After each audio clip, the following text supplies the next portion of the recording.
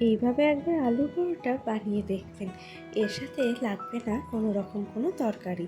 হ্যাঁ, তবে আপনার ইচ্ছা হলে একটু আচার বা টমেটো কেচাপ দিয়ে খেতে পারেন।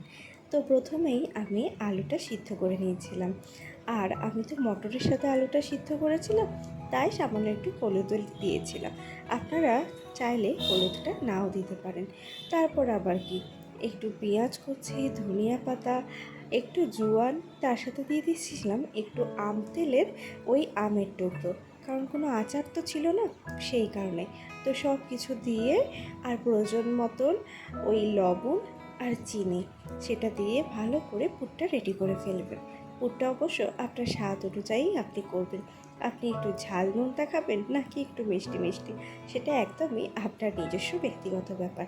তারপরে এই যে ময়দাটা মেখে নিয়েছিলাম, তবে হ্যাঁ, ময়দার পরিবর্তে আটাও কিন্তু ইউজ করতে পারেন, অথবা আটা ময়দা মিশিয়েও ইউজ করতে পারেন। তাতে কিন্তু স্বাদের কোনো রকম কোনো পরিবর্তন হবে না। এক এক করে সমস্ত লেচির মধ্যে আমি এই আলুর পুরটা বেশ অনেকটা করে দিয়ে দিয়েছি। তবে হ্যাঁ, লুচির মতন এটাকে কিন্তু তেল দিয়ে বেললে হবে না।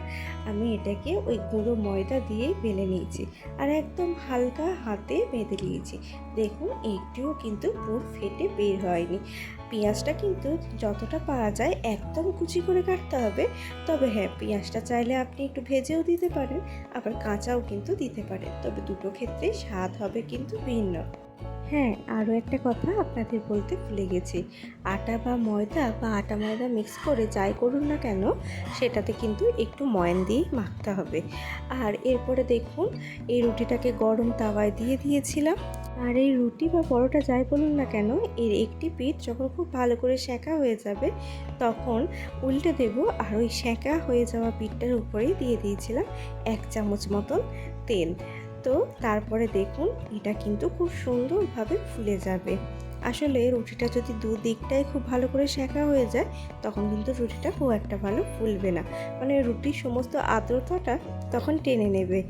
আর এই দেখুন, আমার আলুর পরোটা একদম কিন্তু রেডি হয়ে গেছে। কেমন লাগলো কমেন্টে জানাবেন।